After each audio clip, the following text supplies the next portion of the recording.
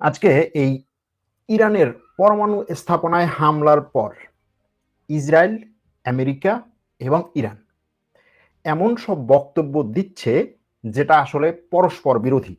এক একটা দেশ আজকে একটা বক্তব্য দিচ্ছে, আগামীকালকে সেটার পুরোপুরি উল্টো আরেকটা বক্তব্য দিচ্ছে। ইসরায়েলও এই কাজ করছে, আমেরিকাও এই কাজ করছে, ইরানও এই কাজ করছে।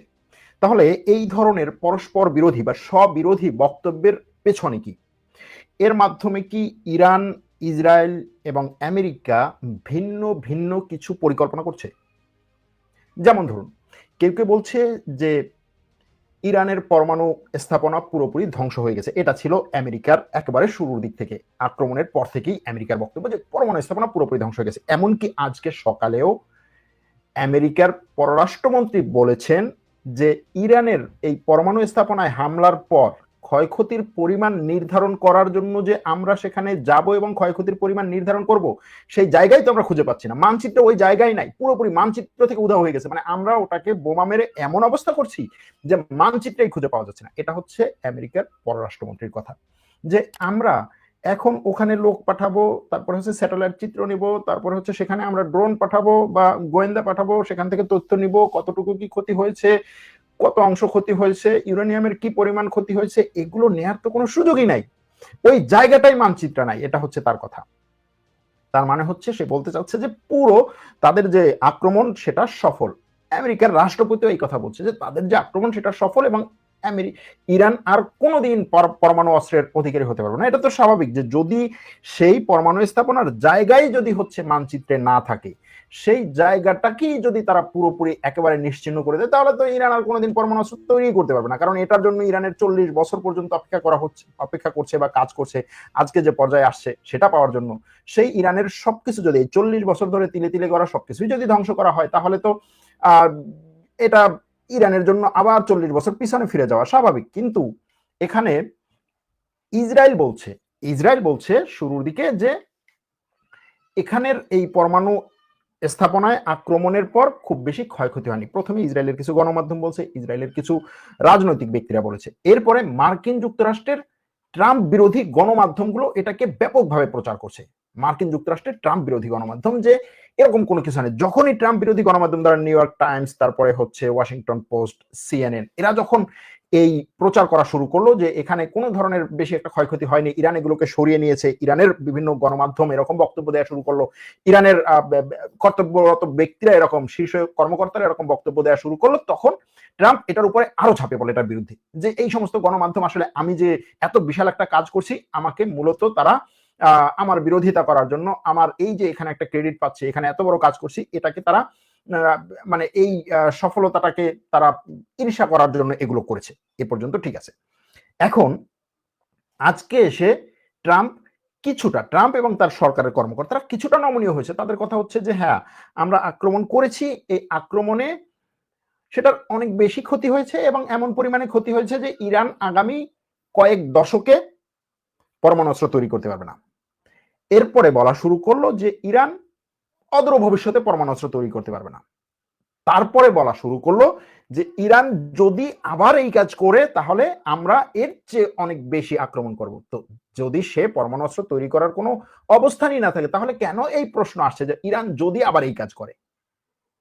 ঠিক এই বক্তব্যগুলো যখন আসছে, তখন ইরানের পররাষ্ট্র মন্ত্রণালয় বলছে যে আমেরিকা আমাদের এই স্থাপনায় যে আক্রমণ করেছে তাতে ব্যাপক পরিমাণে ক্ষয়ক্ষতি হয়েছে। ট্রাম্প আবার এরপর বলছে হ্যাঁ, ব্যাপক পরিমাণে ক্ষয়ক্ষতি হয়েছে। দেখো, ইরান বলছে ব্যাপক পরিমাণে ক্ষয়ক্ষতি হয়েছে, তুমি আর কার কাছ থেকে চাও? আমার তো এখানে অ্যাসেসমেন্ট করারও কোনো দরকার নেই। ইরান বলছে, ইরানের পররাষ্ট্র মন্ত্রণালয় বলছে যে ব্যাপক পরিমাণে ক্ষয়ক্ষতি হয়েছে। তো এই যে ইরানের শুরুর দিক থেকে এসে আবার শেষে এসে ব্যাপক পরিমাণে ক্ষয়ক্ষতি হওয়ার কথা, এটা, এবং ইসরায়েল যেটা বলা শুরু করছে এখন, যে ইরানের ওই পরমাণু অস্ত্র আমরা যতটুকু বুঝছি ওই পরমাণু স্থাপনা আসলে খুব বেশি ক্ষয়ক্ষতি হয় না। হ্যাঁ, আঘাত করেছে আমেরিকার প্রেসিডেন্টকে আমরা থ্যাঙ্কস জানাই, সে অনেক কিছু করেছে, কিন্তু এই পরমাণু স্থাপনার আসলে খুব বেশি ক্ষয়ক্ষতি হয়নি। ইরানের যে পরমাণু প্রকল্প সেটা হয়তো কয়েক মাস পিছিয়ে যেতে পারে, জাস্ট এতটুকুই। এখন এটার দ্বারা এই যে তিনটা দেশ তাদের প্রাথমিক অবস্থান থেকে সরে আসছে, এটার দ্বারা কি বোঝায়? আবার ট্রাম্প শুরুর দিকে বললো যে দুই দেশ পুরোপুরি যুদ্ধবিরতি মেনে নিয়েছে এবং এই যুদ্ধবিরতি থাকবে আজীবনের। তার কথা ছিল এটা যে আনলিমিটেড, এটার কোনো টাইম টেবল নেই। অসীম এটা। আজকে সে বলছে যে এই যুদ্ধবিরতি যে চলছে, এই দুই দেশ হচ্ছে স্কুলের বাচ্চাদের মতো, যে কোনো সময় মারামারি লাগাতে পারে, আবার তুমি যদি না ধরো 2 মিনিট পরে থেমে যাবে।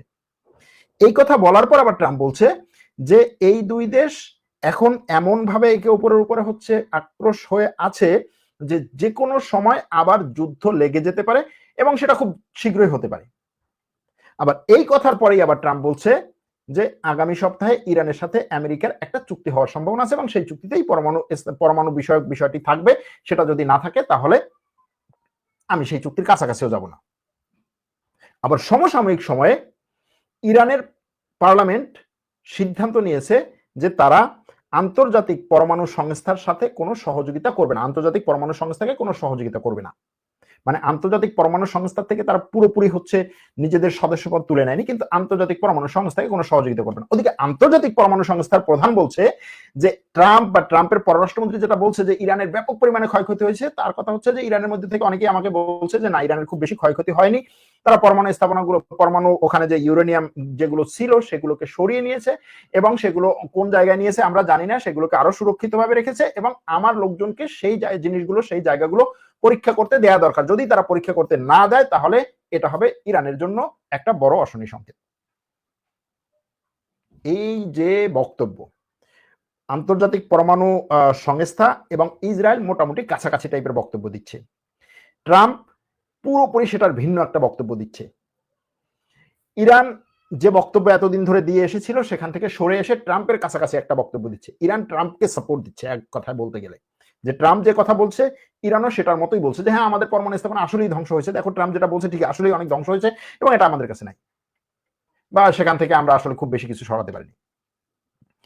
এখন এই বক্তব্যগুলো এরকম ভাবে একটা 2-3টা মিন করতে পারে। একটা হচ্ছে ইসরায়েল ব্যাপকভাবে চায় যে আবার যেন ইরানের উপরে হামলা করা হয়, ইসরায়েল নিজে করুক, আমেরিকা সেটার সাথে যুক্ত হোক, আমেরিকার সাথে ইরানের কোনো একটা চুক্তি বা রফা দফা না হোক, আমেরিকার সাথে চুক্তি হলে যদি এরকম হয় যে ইরানের উপর থেকে নিষেধাজ্ঞাগুলো উঠিয়ে দিচ্ছে, ইরানের সাথে আমেরিকা ব্যাপকভাবে ব্যবসা শুরু করেছে, ইরানের তেল এখন চীন বেশি কিনছে, আমেরিকার প্রেসিডেন্ট বলছে এই চীন তুমি ইরানের কাছ থেকে তেল কিনতে পারো, আমি তোমার উপরে নিষেধাজ্ঞা দিলাম।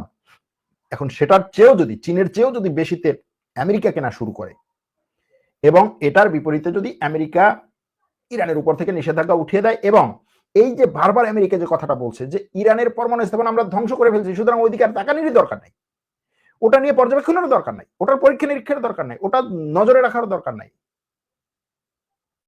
সুতরাং ওরা যা করে করুক, ওরা আগামী কয়েক দশকে কিছু করতে পারবে না।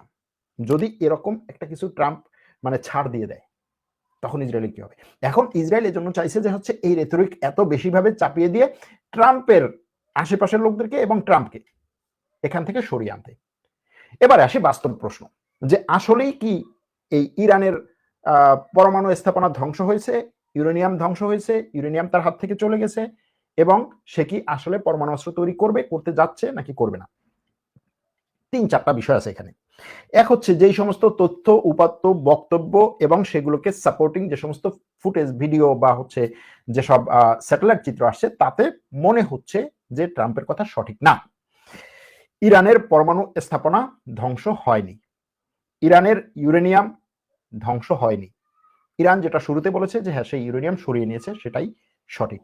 এবং আন্তর্জাতিক পরমাণু সংস্থার প্রধান যে কথাটা বলেছে যে ইরানের হাতে এখন কমপক্ষে 400 থেকে 600 কেজি সমৃদ্ধ করা ইউরেনিয়াম আছে, ইরান এটার নো হাউ জানে, ইরানের এটার টেকনোলজি আছে এবং ইরানের এটার ইন্ডাস্ট্রিয়াল যে সাপোর্ট দরকার সেগুলো আছে, সুতরাং ইরান এগুলোকে আবার ইনস্টল করে অল্প সময়ের মধ্যে পরমাণু অস্ত্র তৈরি করতে পারে, এরকম একটা পরিস্থিতি। এখন এই পরিস্থিতিতে ইরান কি করতে চায়?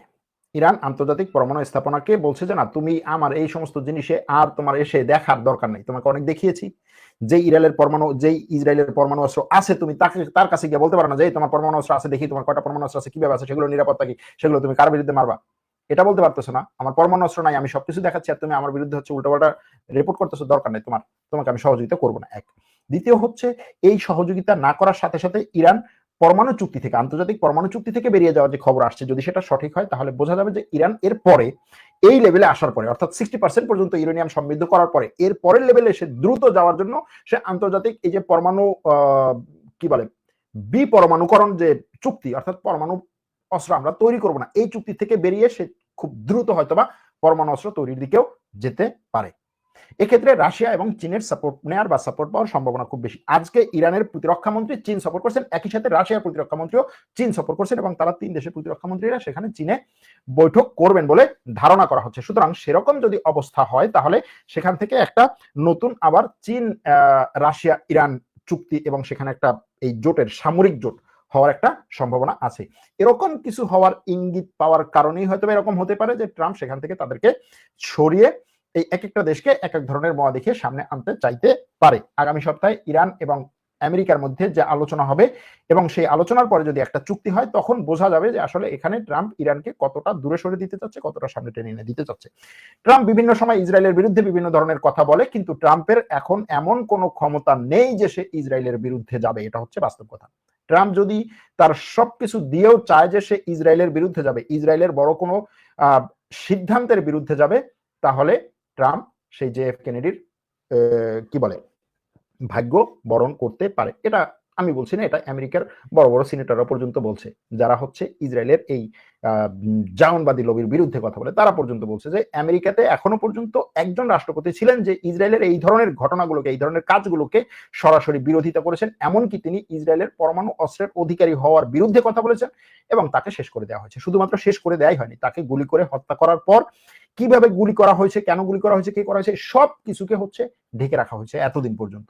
এখন আবার ট্রাম্প সেই জিনিসগুলোকে যখন ফ্লাশ করার চেষ্টা করেছিল, জাস্ট হচ্ছে সিদ্ধান্ত নিয়েছিল, তখন ট্রাম্পকে বিভিন্নভাবে আটকে দেখা হয়েছে। দেশের মধ্যে বিভিন্ন ধরনের বিক্ষোভ, এইটা সেইটা অমুক সমুক দিয়ে ট্রাম্পকে ইয়ে করা হচ্ছে। যাই হোক, এই যে বিষয়গুলো, এই বিষয়গুলো এখন এখানে আপনি কাকে বিশ্বাস করবেন, কার কথা বিশ্বাস করবেন? ট্রাম্পের কথা, ইরানের কথা, ইসরায়েলের কথা, কার কথা বিশ্বাস করবেন? এবং কার কথা বিশ্বাস করে আপনি বলবেন যে আগামীতে আবার একটা সংঘাত হবে না? আমি গতকালকে বলেছিলাম যে এই যুদ্ধবিরতি এখানেই শেষ নয়, মানে সংঘাত যে হবে না বিষয়টা সেরকম না। এবং ট্রাম্প সকালে এক কথা বলছে, বিকালে আরেক কথা বলছে, ইসরায়েল সকালে এক কথা বলছে, বিকালে আরেক কথা বলছে, ইরান সকালে এক কথা বলছে, বিকালে আরেক কথা বলছে। আপনি কার কথার উপর ভিত্তি করে? আমরা তার কারো মনের ভিতরে ঢুকে সেই মনটাকে বুঝতে পারি না যে সে এই কথাটা বলছে, এটার মানে হচ্ছে এই, সে আসলে এটা মিন করছে, এটা তার আমরা জানি না। যে কারণে এই কথাগুলোর উপর ভিত্তি করে যে অ্যাসেসমেন্ট আসছে সেটা বলতেছি। এরপরে আজকে ন্যাটো সম্মেলন হয়েছে নেদারল্যান্ডে, নেদারল্যান্ডের দি হেগ শহরে। সেখানে ন্যাটোর সদস্যভুক্ত দেশগুলোর রাষ্ট্রপ্রধানরা এসেছেন, তারা বৈঠক করেছেন, তারা সিদ্ধান্ত নিয়েছেন যে ন্যাটো ভুক্ত দেশগুলো তাদের সামরিক বাজেটে বা সামরিক খাতে ওই দেশের বাজেটের 5% ব্যয় করবে এখন থেকে। একটা দেশের বাজেটের 5% সামরিক খাতে ব্যয় করা মানে কি জানেন? ওই দেশ সামরিক খাতকে সবচেয়ে বেশি গুরুত্ব দিবে, সবচেয়ে বেশি গুরুত্ব দিবে। এখনো পর্যন্ত ন্যাটো চাপিয়ে টাপিয়ে দিয়ে এই সমস্ত দেশের সামরিক বাজেটকে, সামরিক খাতে যে বাজেট আসছে সেটাকে এই দেশগুলোর 2% নিয়ে আসার চেষ্টা করছে। অনেকগুলো দেশ এই 2%কে এখনো পর্যন্ত মেনে নেয়নি। যেমন সেগুলোর মধ্যে একটা হচ্ছে স্পেন, 2% সে বানায়নি। তার কথা হচ্ছে এই সামরিক খাতে আমি 2% দিয়ে করবো, আমি অন্যান্য খাতে দেবো যেই খাতগুলো আমার কাজে লাগবে। সামরিক খাতে অস্ত্র বানাই 2% দিয়ে, তারপরে হচ্ছে সেই অস্ত্র আবার বা না বানালাম, যদি আমি সামরিক খাতে দিয়ে অস্ত্র কিনি, তারপরে হচ্ছে আমার সেনাবাহিনীকে মডার্নাইজ করি, তারপরে সেনাবাহিনীকে আরো শক্তিশালী করি, আমেরিকার কাছ থেকে অস্ত্র কিনতে হবে, টাকা আমেরিকার কাছে যাবে। কি দরকার আমার এই সামরিক বাজেট বাড়ানো? এখন এই সামরিক বাজেট বাড়ানোর ক্ষেত্রে আমেরিকা কেন চাপ দিচ্ছে? আমেরিকা চাপ দিচ্ছে, আমেরিকা বলছে যে ন্যাটোর এখন যে অর্থনৈতিক পরিস্থিতি, সেটা আসলে ন্যাটো এখন এই অর্থনৈতিক অবস্থায় চলতে পারে না। ন্যাটোর যদি সদস্যভুক্ত দেশ বাজেট যদি না বাড়ায়, দেখেন সামরিক বাজেট বাড়াচ্ছে, ন্যাটোতে কিন্তু বাজেট বাড়াচ্ছে সেটা না, ন্যাটোকে দিবে এই টাকা সেটাও না, সামরিক বাজেট বাড়াচ্ছে ন্যাটো ভুক্ত দেশ। তাহলে ন্যাটোর লাভটা কি এখানে? এখন সে যেটা বলছে যে ন্যাটোর এখানে সবচেয়ে বেশি এটার বার্ডেন হচ্ছে বা ন্যাটোর উপরে বোঝা বাড়ছে, ন্যাটোটাকে আমেরিকা। তার কথা হচ্ছে আমি আমেরিকা হিসেবে এই যে খরচ হচ্ছে এখানে, এই ন্যাটোর যে জোট, এই জোটভুক্ত সামরিক যে দেশগুলো, এই দেশগুলোর সেনাবাহিনীর যে খরচ টরচ এটা সেটা যা হচ্ছে, ন্যাটোর বিভিন্ন জায়গায় বিভিন্ন ধরনের মিটিং হয়, তারপরে হচ্ছে ট্রেনিং হয়, বিশেষ করে ট্রেনিংটা হচ্ছে সবচেয়ে বেশি, ব্যাপক পরিমাণে ট্রেনিং হয়, সেই ট্রেনিং হয়, সামরিক মহড়া হয়, ন্যাটোর জন্য অস্ত্র কিনতে হয়, ন্যাটোর ওই দেশগুলোর জন্য অস্ত্র কিনতে হয়। সুতরাং তার কথা হচ্ছে যে এই টাকা যে যাচ্ছে এখানে, এর প্রায় অর্ধেকটা যাচ্ছে, অর্ধেকেরও বেশি যাচ্ছে শুধু আমেরিকার টাকা। তাহলে এই দেশগুলো যদি এখানে টাকা বাড়ায়, তাহলে আমেরিকার এই পরিমাণে টাকা যাবে না, এটা হচ্ছে তার কথা। কারণ আমেরিকা এর আগে বলেছিল, সবগুলো দেশ বলেছিল যে তার বাজেটের 2% দেবে, কিন্তু আমেরিকা দেখা গেছে যে তার সামরিক খাতে তার বাজেটের অনেক বেশি দিতে হচ্ছে, 2%-এর অনেক অনেক বেশি। তো এই যে দেশগুলো টাকা বাড়াবে, এই টাকা দিয়ে আমেরিকার কাছ থেকে অস্ত্র কিনবে, এইটা হলো মোদ্দা কথা। আমেরিকা ট্রেনিং দিচ্ছে এই সমস্ত দেশকে, ট্রেনিং এর খরচ এই দেশগুলোর যে টাকা ন্যাটোতে আসবে সেটার থেকে। আরো বেশি অস্ত্রে বিনিয়োগ করবে এই সমস্ত দেশ, আরো বেশি অস্ত্রে বিনিয়োগ করবে আমেরিকার সাথে এই দেশগুলো একত্রে, আরো বেশি নতুন নতুন অস্ত্র তৈরি করবে, আরো বেশি লেটেস্ট টেকনোলজির অস্ত্র তৈরি করবে।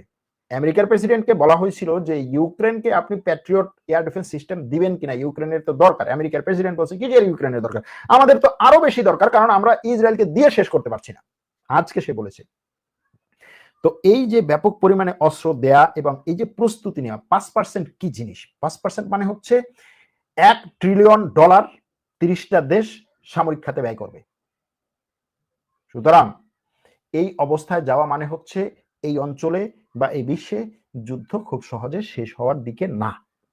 হ্যাঁ, এর মধ্যে ইউক্রেন রাশিয়া যুদ্ধ নিয়ে আজকে জেলেনস্কি এই ন্যাটো সম্মেলনে যোগ দিয়েছে এবং যুদ্ধের পরে এই প্রথম সে মানে স্যুট পরে এই সম্মেলনে যোগ দিয়েছে। সে এর আগে গেঞ্জি পরে যোগ দিত, যে গেঞ্জিটা হচ্ছে সামরিক মানে সেনাবাহিনীর লোকদের পরা যে কালার এবং যে পোশাক সেগুলো। কারণ হচ্ছে সে তার দেশ যে যুদ্ধে আছে, সে যে সৈন্যদের সাথে আছে, সে সেনাবাহিনীর সাপোর্ট চাচ্ছে, তার এই যুদ্ধের জন্য আন্তর্জাতিক বিশ্ব থেকে সাপোর্ট চাচ্ছে, সেটা দেখানোর জন্য সে যেথায় গেছে সব জায়গায় ওই পোশাকগুলো পরেছে। সেটার একটা প্রতীকী ভ্যালু ছিল। আজকে এটা কেন পরে নাই?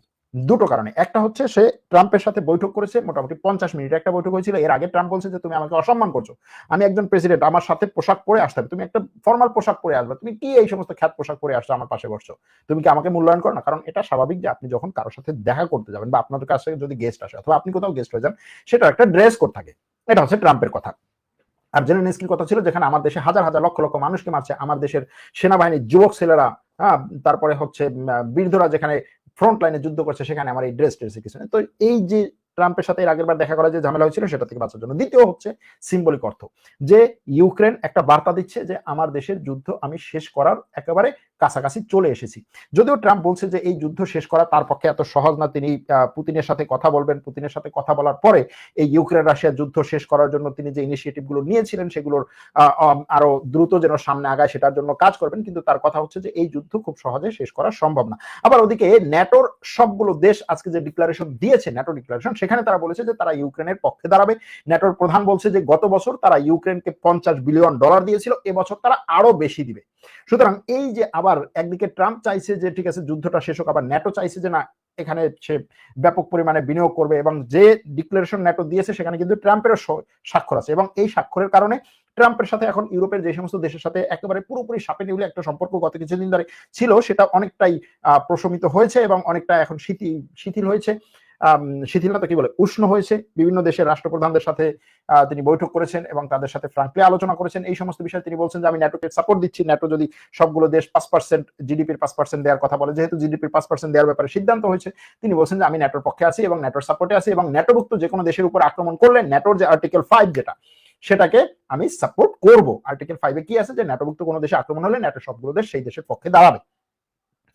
এবং একই সাথে এটার মাধ্যমে ন্যাটো যে ডিক্লারেশন সেখানে এটাও আছে যে রাশিয়া হচ্ছে ন্যাটোর জন্য এই অঞ্চলের সবচেয়ে বড় হুমকি, রাশিয়ার এই হুমকির বিরুদ্ধে ন্যাটো ঐক্যবদ্ধভাবে দাঁড়াবে। তার মানে হচ্ছে ট্রাম্প এতদিন পর্যন্ত রাশিয়াকে যেভাবে সাপোর্টের কথা বলে এসেছিল, সেখান থেকে ন্যাটো এখন ট্রাম্পকে নিয়ে অনেকটাই রাশিয়ার বিরুদ্ধে শক্ত অবস্থানে যাচ্ছে। তারা বলছে যে রাশিয়া বাল্টিক অঞ্চলে এবং উত্তর অঞ্চলে ব্যাপক পরিমাণে হুমকি সৃষ্টি করেছে, অর্থাৎ ন্যাটোর যে ছোট ছোট দেশগুলো আছে তাদের জন্য হুমকি সৃষ্টি করেছে এবং তাদের পক্ষে ন্যাটোর দাঁড়াতে হবে। এই হচ্ছে এই ঘটনা। এর মধ্যে কেনিয়াতে আজকে ব্যাপক পরিমাণে বিক্ষোভ হচ্ছে। এই বিক্ষোভ হচ্ছে গত বছর এই সময় একটা বিক্ষোভ হয়েছিল কেনিয়াতে, সেই বিক্ষোভে কিছু মানুষ মারা গেছিল, সেটার বর্ষপূর্তি উপলক্ষে সরকার বিরোধী বিক্ষোভে আজকেও কয়েকজন মানুষ মারা গেছে এবং লোকজন পার্লামেন্ট ভবন দখল করেছে বা পার্লামেন্ট ভবনের ঘেরাও করেছে এবং সেখানে ব্যাপক পরিমাণে বিক্ষোভ চলছে। এটা হচ্ছে কেনিয়ার অবস্থা। ইসরায়েল সিরিয়াতে আক্রমণ চালাচ্ছে, সিরিয়াতে এখন আরো বেশি আক্রমণ চালানোর দিকে যাচ্ছে, এবং সেটার মধ্যে সিরিয়ায় থাকা কুর্দি সশস্ত্র গোষ্ঠীটি ইসরায়েলকে সাপোর্ট দিচ্ছে এবং তারা বলছে যে ইসরায়েলের এখানে যে সমস্ত টুলস গুলো আছে, যেমন ধরুন আলেভি, তারপরে হচ্ছে দ্রুজি, এদেরকে এই সিরিয়ার কুর্দি সংগঠনটি সাপোর্ট দিবে এবং সিরিয়ায় থাকা জোলানি সরকারের বিরুদ্ধে তারা পদক্ষেপ নিবে। এই হচ্ছে সিরিয়ার অবস্থা। এখন ন্যাটো থেকে কোন কোন দেশকে বের করে দেওয়া যাবে, ন্যাটো থেকে কোন দেশ বের করে দেওয়া যাবে, ন্যাটো থেকে কোনো দেশকে বের করে দেওয়া যাবে না। তুরস্ক কেন পারমাণবিক বোমা বানাচ্ছে না? তুরস্ক মনে করছে যে পারমাণবিক বোমা বানানোর আগে তার যে গতানুগতিক ধারার যে অস্ত্র, কনভেনশনাল অস্ত্র যেগুলো, সেইগুলো তার বেশি দরকার, এবং সেটার পরে তার যদি সময় সুযোগ হয় তখন সে পরমাণু অস্ত্রে হাত দিবে। যদিও বারবার তুরস্কর বিভিন্ন সময় আকারে ইঙ্গিত এটা বলছে যে তুরস্ক চায় পরমাণু অস্ত্র হক, আর সব দেশের পরমাণু অস্ত্র আছে, শক্তিশালী দেশগুলোর, তুরস্কের কেন হবে না, এরকম ভাবে কিছু বক্তব্য তুরস্কের পক্ষ থেকে আসছে, কিন্তু এমন কোনো ইঙ্গিত এখনো নাই যে তুরস্ক পরমাণু অস্ত্র তৈরি করছে বা পরমাণু অস্ত্র তৈরি করার দিকে যাচ্ছে।